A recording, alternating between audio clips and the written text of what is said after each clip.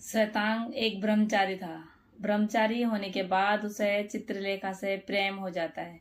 प्रेम और मोह के बंधन में वो कुछ ऐसे फंसता है कि उसे बाहर निकलने का रास्ता नहीं दिख रहा होता है। वो उस क्षणिक सुख को जैसे जीना चाहता हो, वो सांसारिक सुख को जैसे अपनाना चाहता हो। वो व्यक्ति जो कई समय पहले संसार को त्याग कर सन्यासी जीवन जी रहा होता है, उस रूप सौंदर्य से वो इतना प्रभावित हो जाता है कि उसे वो सारी चीजें खूबसूरत लगने लग जाती हैं, वो अच्छी लगने लग जाती हैं।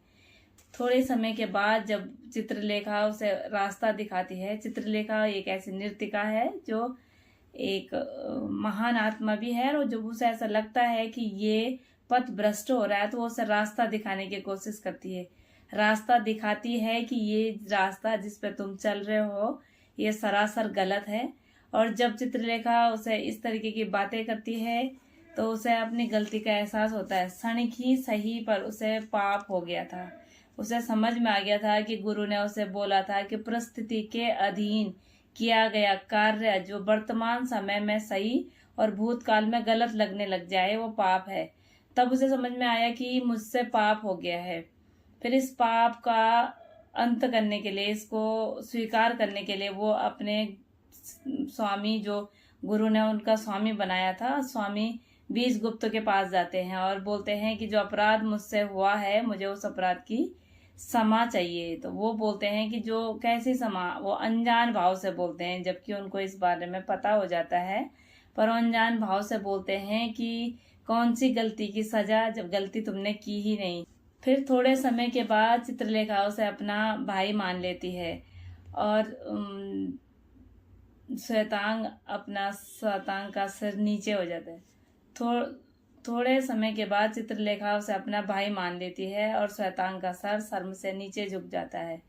इस शर्म को मिटाने के लिए उसे एक युक्ति सूझती है, जो वो बीजगुप्त के पास क्षमा याचना लेकर जाता है और कहता है कि जो अपराध मुझसे हुआ है उसकी सजा होनी चाहिए। वो कहते हैं इस अपराध का दंड मुझे मिलना चाहिए। बीजगुप्त अनजान भाव से बोलते हैं कि कैसी सजा। फिर वो उन्हें बताते हैं कि चाहे क्षण भर के लिए सही, मुझसे अपराध हो गया है कि मैंने अपनी स्वामी से प्रेम करने की गलती करती है। बीजगुप्त बोलते हैं कि आज नर्तिका ने तुम्हें एक पाठ पढ़ाया है, एक शिक्षा दी है, जो गुरु ने तुम्हें उस शिक्षा के लिए यहाँ भेजा था। उन्हें महसूस हो गया था कि परिस्थिति के अधीन मुझसे ऐसा हो गया है जो नहीं होना चाहिए था। वो उस मोह में इस तरीके से लिप्त हो गए थे कि एक सुंदरी के कहने पर उनके उस पवित्र कंठ से, जहाँ भगवान नाम का गुंजन होता था, वहां से मदिरा तक नीचे उतर जाती है।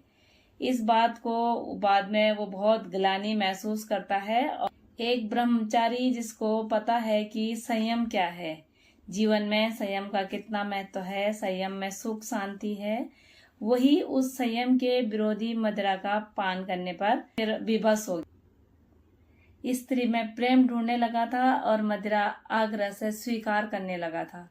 तो उसे बाद में पता चलता है कि जो मुझसे हुआ है ये पाप है, और पाप वो था जिसकी खोज करने के लिए वो संसार में आया था। सांसारिक जीवन में, अपने सन्यासी जीवन को छोड़कर सांसारिक जीवन में इसलिए आया था ताकि वो पाप के बारे में जान सके।